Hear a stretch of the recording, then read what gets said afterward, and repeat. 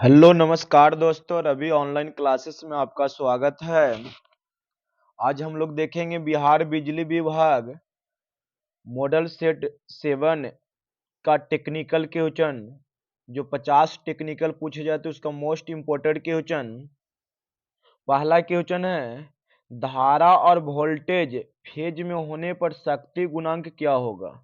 धारा और phase voltage में होने पर धारा और वोल्टेज फेज में होने पर शक्ति गुणांक क्या होगा।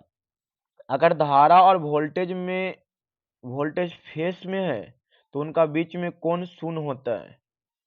धारा और वोल्टेज फेज में है तो उसका शक्ति गुणांक के बीच का कोण शून्य होता है। और शक्ति गुणांक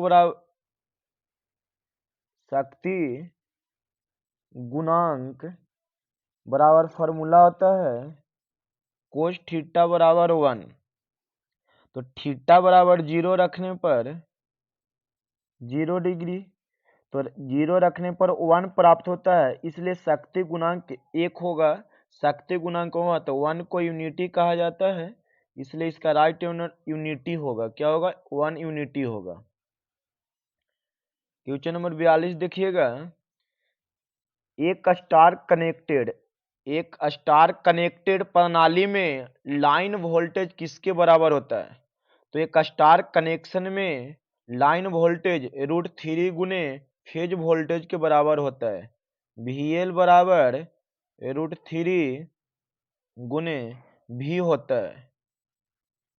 इलेक्ट्रोप्लेटिंग के लिए बिजली की सप्लाई होनी चाहिए।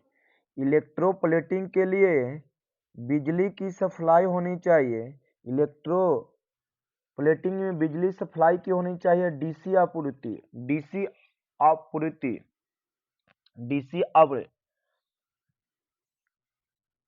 शुष्क सेल में मैग्नीज डाइऑक्साइड डिपोलाइजर होता है। शुष्क सेल में याद रखना मैग्नीज डाइऑक्साइड डिपोलाइजर होता है। निम्न में से कौन सा बल का विद्युत रेखाओं एक गुण नहीं है। बल का विद्युत रेखाओं का मतलब विद्युत क्षेत्र का एक गुण बताना है जो नहीं है। यह धनात्मक आवेश से शुरू होता है और ऋणात्मक जाता है, सही है। यह ऋणात्मक आवेश पर समाप्त होता है, सही है। बल रेखाओं की रेखा समांतर होती है, सही है। बल रेखा एक दूसरे को कभी काटता नहीं है, प्रतिच्छेद करती है, गलत है। प्रतिच्छेद नहीं करती है, तो ऑप्शन नंबर डी आंसर हो जाएगा।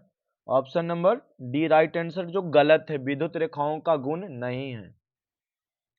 हवा की पूर्ण परागम्यता कितनी होती है। तो 4 पाई गुने 10⁻⁻9 हेनरी प्रति मीटर होती है।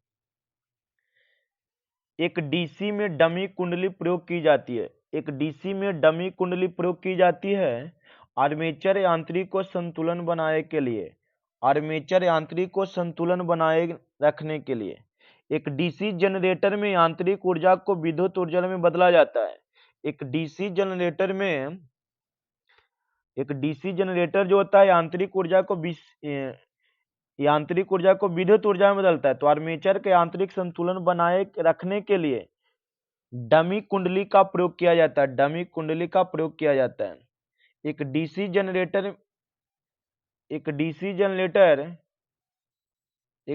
जनरेटर बदलता है किसको? तो यांत्रिक ऊर्जा को विद्युत ऊर्जा में। एक डीसी जनरेटर यांत्रिक ऊर्जा को विद्युत ऊर्जा में बदलता है। किसी कुंडली में प्रेरित इलेक्ट्रोमोटिव फोर्स आश्रित रहता है। एक कुंडली में विद्युतवाहक बल किस पे आश्रित रहता है? तो पोल्स की संख्या पर, फ्लक्स प्रति पोल पर और समांतर पथों की संख्या के चालकों की संख्या, इन सभी पर। तो इसको चारों आंसर राइट हो जाएगा। डीसी जनरेटर में मेन पोल की तुलना में इंटर पोल की पोलैरिटी क्या होती है? तो मेन पोल की तुलना में इंटर पोल की पोलैरिटी इसके आगे घूर्णन गति की दिशा में अगले मेन पोल की पोलैरिटी के समान होती है। फुल फुल लोड ताम्र हानि व लौह हानि क्रमशः एक परिणामी एक ट्रांसफर में परिणाम मित्र को ट्रांसफर कहते हैं। 6400 वाट और 500 वाट है। यदि लोड आधार हो जाए तब दोनों हानियों का मान क्या होगा? तो देखिए, लोड हानियों का जो मान होगा वह 1600 वाट 1600 वाट 1600 वाट और 500 वाट होगी। 1600 वाट और लौह हानि कितना है? 500 वाट। तो आपको ताम्र हानि निकालना होगा। तो 1/2 स्क्वायर गुने 1600 का स्क्वायर 6400 1600 का स्क्वायर कितना होगा? 16 का स्क्वायर 64, तो डबल जीरो बिठाइएगा तो 64,000। तो 1600 वाट और 500 वाट हो जाएगा। क्या होगा? 1600 वाट और 500 वाट हो जाएगा। यदि पी एवं एसी क्रमशः पूर्ण भार क्रोध हानि व ताम्र हानि है तो अधिकतम केवीए के साथ निम्न में गुणन के समान कौन होगा? तो देखिएगा, दक्षता परिणाम में जब P1 होता है तब P1 बराबर होता है x2 स्क्वायर PC होता है। अब x पूर्ण भार केवीए में फ्रैक्शन होता है तो n बराबर होता है रूट अंदर PC वटा रूट अंदर PHC होता है। तो n बराबर क्या होगा? गुणन तो रूट अंदर PC वटा PHC। तो ऑप्शन नंबर क्या होगा? बी होगा। ट्रांसफर में एडी धारा को कम करने के लिए किया जाता है। तो ट्रांसफर में एडी धारा को कम करने के लिए हमारे लेमिनेशन की मोटाई को कम किया जाता है। लेमिनेशन की मोटाई को कम करके लेमिनेशन की मोटाई घटने से क्रोड के सभी हिस्से का प्रतिरोध बढ़ने लगता है, जिससे भब्बर धारा हानियां उत्पन्न हो जाता है। एडी धारा को भब्बर धारा कहते हैं। ट्रांसफार्मर के योग सेशन में उसने रोल्ड लेमिनेशन 10 से 15% बढ़ाकर किया जाता है। ऐसा करने से क्या होता है? चौवन कहता है ट्रांसफर के योग सेशन में उसने रोल्ड लेमिनेशन 10 से 15% बढ़ा दिया जाए तो ऐसा करने से क्या होगा? तो ऐसा करने से चुंबकीय धारा व लौह हानि घट जाएगा। ऐसा करने से चुंबकीय धारा व लौह हानि घट जाएगा। क्रोड प्रकार के पावर ट्रांसफर में होता है। क्रोड प्रकार के पावर ट्रांसफर में होता है। 55 कह रहा है कि क्रोड प्रकार के पावर ट्रांसफर में होता है। दोनों प्राथमिक और द्वितीयक वाइंडिंग में वृत्ताकार कुंडली भाग का प्रयोग करते हैं। तो 55 का राइट आंसर क्या होगा? मजबूत यांत्रिक संरचना प्रदान करना। रोटर को डीसी आपूर्ति प्रदान करने वाला जनरेटर कहा जाता है। रोटर को डीसी आपूर्ति प्रदान करने वाला एक्साइटर जनरेटर कहा जाता है। एक्साइटर। रोटर को डीसी आपूर्ति प्रदान करने वाला कैसा जनरेटर कहा जाता है? एक्साइटर जनरेटर कहा जाता है। एक जनरेटर की लोडिंग वोल्टता 230 वोल्ट है तथा मानी गई लोड वोल्टता 220 वोल्ट है। 220 वोल्ट है तो वोल्टता नियंत्रण कितने प्रतिशत होगा? तो एक फॉर्मूला याद रखिएगा, जो लोड वोल्टता है, लोड वोल्टता को VNL बराबर सूचित किया जाता है। तो 230 वोल्ट हो गया और मानी गई वोल्टता को VFL कहा जाता है। ये 220 वोल्ट है। तो वोल्टता नियंत्रण के लिए VR बराबर फॉर्मूला याद रखिएगा, VN मतलब लोडिंग वोल्टता VNL माइनस VFL बटा VFL से भागा देना है। तो अगर आप इसको हल करते हैं, VFL निकालना है ना, वोल्टेज नियंत्रण, तो VR निकालना होगा। तो 230 माइनस 200 बटा 200 और प्रतिशत के लिए 100 से गुना करना होगा। तो घटाइएगा तो कितना बचेगा? 30 बटा 200 गुने 100 तो 2 जीरो से 2 जीरो कटा, 2 से 15 बार में, तो कितना प्रतिशत आएगा? 15%। तो ऑप्शन नंबर क्या होगा? 3 होगा। याद रखिएगा। 58 देखिएगा, किसी डीसी श्रेणी मोटर के समान परिचालन के दौरान यदि फील्ड वाइंडिंग अचानक खुले परिपथ की हो जाती है तो मोटर क्या नहीं परिवर्तन नहीं करे, गति नहीं करेगी, नहीं चलेगी, उच्च गति से चलेगी, कम गति से चलेगी। तो 58 क्या होगा? तो किसी डीसी सीरीज मोटर के समान परिचालन के दौरान यदि फील्ड बाइंडिंग अचानक खुले परिपथ की हो जाती है तो मोटर नहीं चलेगी, मोटर नहीं चलेगी, मोटर नहीं चलेगी। और किसी प्रकार की मोटर एलिवेटर्स में, किस प्रकार की मोटर एलिवेटर्स में प्रयोग किया जाता है? तो कम्युलेटिव कंपाउंड स्टोर का प्रयोग किया जाता है। कौन सा वाक्यांश जो नो वोल्ट कुंडली के साथ ऑन ऑफ स्विच दर्शाता है?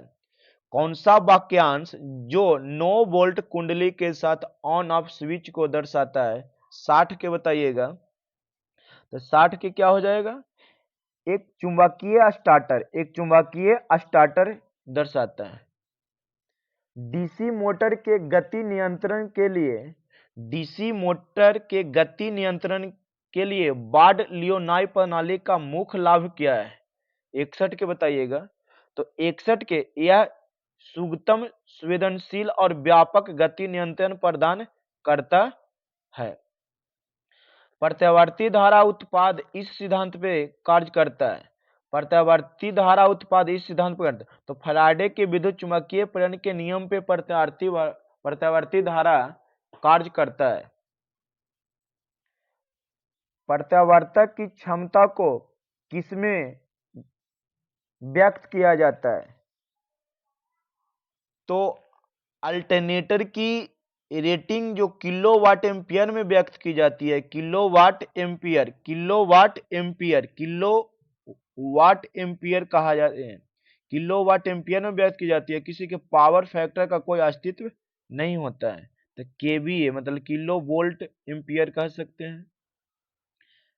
सिक्रोस्कोप का कार्य डॉट डॉट पे निर्भर करता है। सिक्रोस्कोप का कार्य डॉट डॉट पे निर्भर करता है, चुंबकीय घूर्णन पे। सिक्रोस्कोप का कार्य किस पे निर्भर करता है? चुंबकीय घूर्णन क्षेत्र पे। चुंबकीय घूर्णन क्षेत्र पे कौन निर्भर करता है? सिक्रोस्कोप का कार्य। इंडक्शन मोटर के समान सिद्धांत पर लाभ करते हैं। इंडक्शन मोटर किसके सिद्धांत पे लाभ या कार्य करते हैं? सॉरी, कार्य यहां पे होगा, कार्य करती है, लाभ है कार्य करती है। तो इंडक्शन मोटर ट्रांसफार्मर के सिद्धांत पे कार्य करती है। निम्न दो नुकसानों में से किसे एक साथ कोर लॉस कहा जाता है? 66 का। तो 66 का एटी करंट हानि और हिस्टेरिस हानि। एक टॉपिक याद रखिएगा हिस्टोरिस वाला। संपन्नर परीक्षण में एक परिणामित मतलब ट्रांसफर की द्वितीयक सेकेंडरी का स्थानीय परिपथ में कुल वोल्टेज किसके बराबर होता है? तो कुल वोल्टेज 0 के बराबर होता है। 68 देखिएगा, निम्न में से कौन से ट्रांसफार्मर में डर्सरी बाइंडिंग प्रयुक्त की जाती है? निम्न में से कौन से ट्रांसफार्मर में डर्सरी बाइंडिंग प्रयुक्त किया जाता है? डर्सरी मतलब सेकेंडरी की बात कर रही है। डेल्टा स्टार डेल्टा ट्रांसफर का वोल्टेज बैलेंस होता है जो न्यूट्रल रखता है। तो स्टार 2 हो जाएगा। ब्रीदर में सिलिका जेल किसे अवशोषित करता है? ब्रीदर में सिलिका जेल किसे अवशोषित करता है? तो ब्रीदर में अवशोषी आर्द्रता को अवशोषित करता है। परिणामित जो ट्रांसफर है उस वाशी में प्रयुक्त रसायन में अवशोषी आर्द्रता को गुणवत्ता होनी चाहिए जिससे वायुमंडल की नमी के तेल में प्रवेश नहीं कर सके, जिससे अचालकता कम नहीं हो। 70 देखिएगा, एकल फेज प्रेरण मोटर, एकल फेज, एक फेज का एक मोटर के लिए प्रतिरोध split phase typing starting motor में सहायक वाइंडिंग में निम्न में से क्या होता है? तो 70 का उच्च प्रतिरोध और निम्न प्रेरकीय प्रतिघात होना चाहिए एक फेज के लिए। डायनामिकली उत्पन्न विद्युत वाहक बल किसके सिद्धांत पे काम करता है? तो ये जनित्र मतलब जनरेटर के सिद्धांत पे काम करता है विद्युत वाहक बल। एक डीसी मशीन में क्या होता है? डीसी जनरेटर की बात कही गई है। तो विद्युत वाहक बल आर्मेचर चालक में प्रत्यावर्ती होती है, वह टर्मिनल एक समान होता है। एक डीसी मशीन में क्या होता है? धारा इलेक्ट्रोमोटिव फोर्स आर्मेचर चालक में प्रत्यावर्ती होती है, वह टर्मिनल एक समान होती है। अगर रिजल्ट लाना है, देना है, तो डेली आपको एक सेट मारना होगा सर, तभी होगा, चाहे आपको नंबर कितना भी आए। 73 के डीसी मशीन में ध्रुव सो लेमिनेट किया जाता है। डीसी मशीन में ध्रुव सो लेमिनेट किया जाता है ताकि हिस्टेरिस हानि कम हो जाए, नहीं भाबर धारा हानि कम हो जाए, तो भाबर धारा कम हो जाए, एडी जो है कम हो जाए। डीसी मशीन में ध्रुव को लिमिनेट किया जाता है, क्यों? डीसी मशीन में ध्रुव सु को लिमिनेट किया जाता है, क्यों? तब भाबर धारा हानि को कम करने के लिए से। डीसी मशीन का आर्मेचर बना होता है, डीसी मशीन का आर्मेचर बना होता है सिलिकॉन पदार्थ का। याद रखिएगा, डीसी मशीन का आर्मेचर किसका बना होता है? सिलिकॉन का।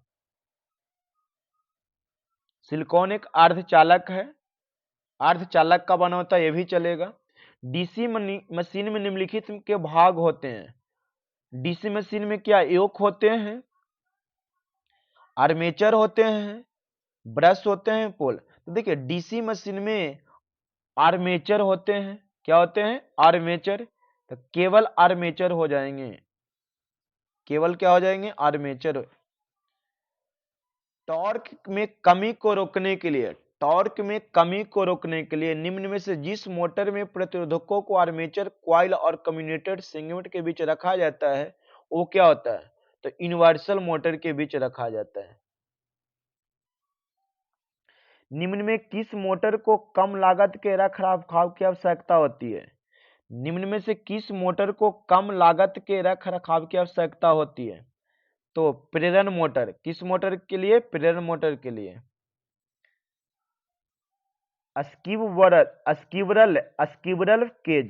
स्क्विरल केज इंडक्शन मोटर और स्लिप रिंग इंडक्शन मोटर में क्या होता है? तो दोनों का समरूप स्टेटर होता है। स्क्विरल केज इंडक्शन और मोटर स्लिप इंडक्शन में समरूप स्टेटर होते हैं। इंडक्शन मोटर में रोटर स्लॉट को तिरछा करने का प्रयोग किया जाता है, क्यों? इंडक्शन मोटर में, जो इंडक्शन में मोटर प्रयोग किया जाता है, स्लॉट को तिरछा करने का प्रयोजन किया जाता है, क्यों? तो इसलिए प्रयोग किया जाता है कि रोटर की लॉकिंग प्रवृत्ति को कम किया जा सके।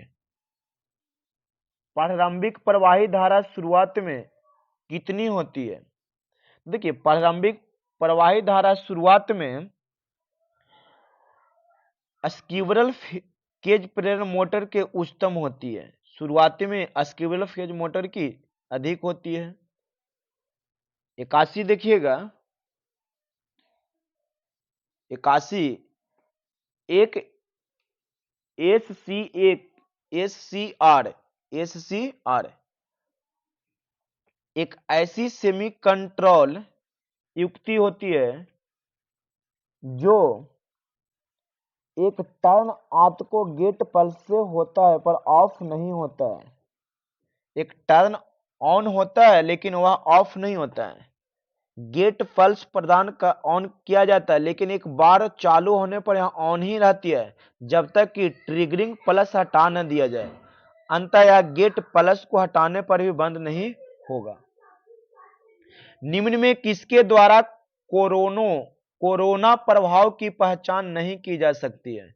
वो कोरोना बीमारी के नहीं सर, हमारे एवरीथिंग ईडी की बात कर रही है 82 के। तो 82 की क्या होगा? जल प्रदूषण। क्या होगा? जल प्रदूषण।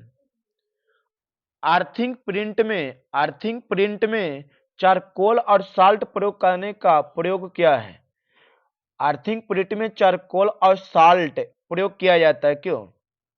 तो देखिए, अर्थिंग में जो प्रयोग किया जाता है ताकि अर्थ इलेक्ट्रोड को गीला रखा जाए और उनकी चलकाएं बनी रहे, और अर्थ प्रतिरोध कम करने के लिए दृष्टिकोण से अच्छे भू संपर्क अर्थिंग पाइप या प्लेट के संपर्क क्षेत्र में वृद्धि करें। तो इसका ऑप्शन नंबर ए दोनों सही, इनमें से मतलब 3 हो जाएगा, इनमें से दोनों सही है। बैकअप फ्यूज का उद्देश्य। बैकअप फ्यूज का उद्देश्य क्या है? बैकअप फ्यूज का मुख्य उद्देश्य यह होता है विद्युत धारा को निर्धारित मान से अधिक प्रवाहित होने से रोकना। विद्युत मतलब शॉर्ट सर्किट होने से बचाना है, लघु पतन से शॉर्ट सर्किट होने से बचाना है। शॉर्ट सर्किट होने से बचाना है, शॉर्ट सर्किट होने से बचाना है, तो उसे लघु पतन कहते हैं। प्रतिदीप्तिशील लैंपों का पक्षगामी शक्ति गुणक बढ़ाने का व्यवहारिक उपाय क्या है? तो 85 का हो जाएगा। प्रतिदीप्ति लैंपों का पक्षगामी शक्ति गुणांक बढ़ाने का व्यवहारिक उपाय परिपथ के संधारित्र को श्रेणियों में संयोजित करना। परिपथ के संधारित्र को श्रेणियों में संयोजित करना मतलब 85 के क्या होगा? परिपथ के संधारित्र को श्रेणी क्रम में संयोजित करना। निम्न में से कौन सा स्टार डेल्टा स्टार्टर का भाग है? तो देखिए, स्टार डेल्टा स्टार्टर का भाग क्वार्टर्स भी है, टाइमर है, interlock switch, thermal overload relay होता है, इनमें से सभी होगा। तो इस डी आंसर सही है। चोक की वजह से ट्यूब लैंप सर्किट का पावर फैक्टर होता है। चोक की वजह से ट्यूब लैंप सर्किट का पावर फैक्टर होता है। 87 के बताइएगा। तो चोक की वजह से ट्यूब लैंप सर्किट का पावर फैक्टर लैगिंग होता है। लैगिंग होता है। क्या होता है? लैगिंग होता है। घरेलू वाटर कूलर के पंप में कौन सी मोटर प्रयुक्त किया जाता है? घरेलू वाटर कूलर के पंप में कौन सी मोटर प्रयुक्त किया जाता है? तो घरेलू वाटर मोटर में जो घरेलू वाटर कूलर जो होता है, वाटर कूलर जो बोलते हैं, तो कूलर जो है उसमें कौन सा मोटर का प्रयोग किया जाता है? तो शेडेड पोल मोटर होता है। शेडेड पोल मोटर एक क्या होता है? तो देखिए, इस पंप की सहायता से पानी गिराने के लिए मोटर के घूर्णन की दिशा मोटर के बनने के बाद परिवर्तित नहीं हो सकती है, इसलिए मोटर उज हैंडेड के शेडेड की तरफ गति करता है, इसलिए शेडेड पोल मोटर होता है। गीजर का बाह्य आवरण और आंतरिक टंकी के मध्य किस पदार्थ का इस्तेमाल किया जाता है? जो आप गीजर लगाते हैं बाथरूम में, उसका बाह्य आवरण और आंतरिक टंकी के मध्य किस पदार्थ का इस्तेमाल किया जाता है? तो अच्छा उष्मारोधी पदार्थ होता है। गीजर का बाह्य आवरण मृद स्टील चादर की बनी होती है। आंतरिक टंकी तांबे की बनी होती है। तो 79 के क्या हो जाएगा? ग्लास बुल कहा जाता है। इसे ग्लास बुल भरने में आंतरिक ऊष्मा बाहर होती है, तो ग्लास बुल होता है। भब्बर धारा करंट की एक कमी है। भब्बर धारा करंट की एक कमी है, तो बाइंडिंग में हीटिंग का नुकसान होना। बाइंडिंग में हीटिंग का नुकसान होना। 91 देखिएगा, किसका इस्तेमाल आमतौर पर डीसी उपकरणों के शंट के लिए किया जाता है? तो कोस्टेंटन का प्रयोग किया जाता है। किसका प्रयोग किया जाता है? कोस्टेंटन का इस्तेमाल आमतौर पर डीसी उपकरण के शंट के लिए किया जाता है। असंतृप्त डीसी की आर्मेचर प्रतिक्रिया के परिणाम स्वरूप प्रभाव उत्पन्न होता है। तो असंतृप्त मशीनों आर्मेचर के परिणाम स्वरूप प्रति चुंबक प्रभाव उत्पन्न करता है, जिससे अस्थायी अधिक होता है। तो प्रति चुंबक उत्पन्न करता है। परमिएबिलिटी का व्युत्क्रमानुपाती क्या होता है? तो व्युत्क्रमांती क्या होता है, तो रिलेटिव होना चाहिए उसका, relativity, relativity. Nickel iron cell किस प्रकार की सेल है, निकेल आयरन, आयरन लोहा किस प्रकार का सेल है, तो गीला हुआ या द्वितीयक सेल है। निकेल आयरन सेल किस प्रकार की सेल है, गीला और द्वितीयक सेल मतलब सेकेंडरी सेल है, जिसे पुनः चार्ज किया जा सकता है। 220 वोल्टेज 50 हर्ट्ज इसी तरह का फॉर्म फैक्टर बना है। तो देखिए आप यहाँ पे V बराबर दिया हुआ है 220 वोल्ट और 50 हर्ट्ज F बराबर दिया हुआ है। एवरेज वैल्यू जब निकालिएगा तो 1.11 आएगा। एवरेज वैल्यू निकलता कैसे है, तो एवरेज वैल्यू को फॉर्म फैक्टर निकालने के लिए VRMS बटा V एवरेज निकालते हैं। तो ये क्या होता है, तो आपको निकालना होगा एवरेज VP गुने 637 होता है और VP गुने 707 होता है, उससे भागा दीजिएगा 1.1 आएगा।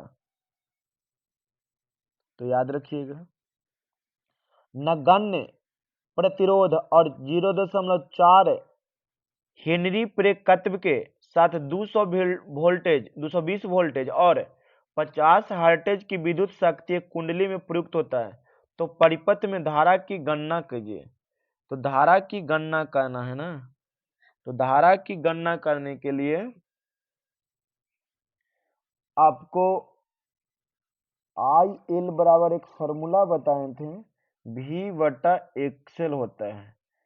अब एक्सेल क्या है, तो एक्सेल के लिए आपका 2 एक्सेल बराबर 1/2 FCL आपको बताए थे। तो वहां से जब हल कीजिएगा तो 96 के क्या आएगा 1.7159 तो 96 का हो जाएगा 1.75 एम्पियर। सिंगल फेज मोटरों में उपयोग किए जाने वाला परिवर्तक संधारित्र निम्न में से कौन सा होता है। सिंगल फेज मोटरों में उपयोग किए जाने वाला परिवर्तक संधारित्र निम्न में से कौन सा होता है, तो विद्युत अपघटनी संधारित्र होता है। शॉर्ट कैपेसिटर के लिए ओम मीटर का पठन क्या होता है, तो शून्य होता है। शॉर्ट कैपेसिटर के लिए ओम मीटर का पठन क्या होता है, तो शून्य होता है। अगर 0.2 ओम प्रतिरोध के एक वापस कंडक्टर की लंबाई दुगनी कर दे तो इसका प्रतिरोध क्या होगा।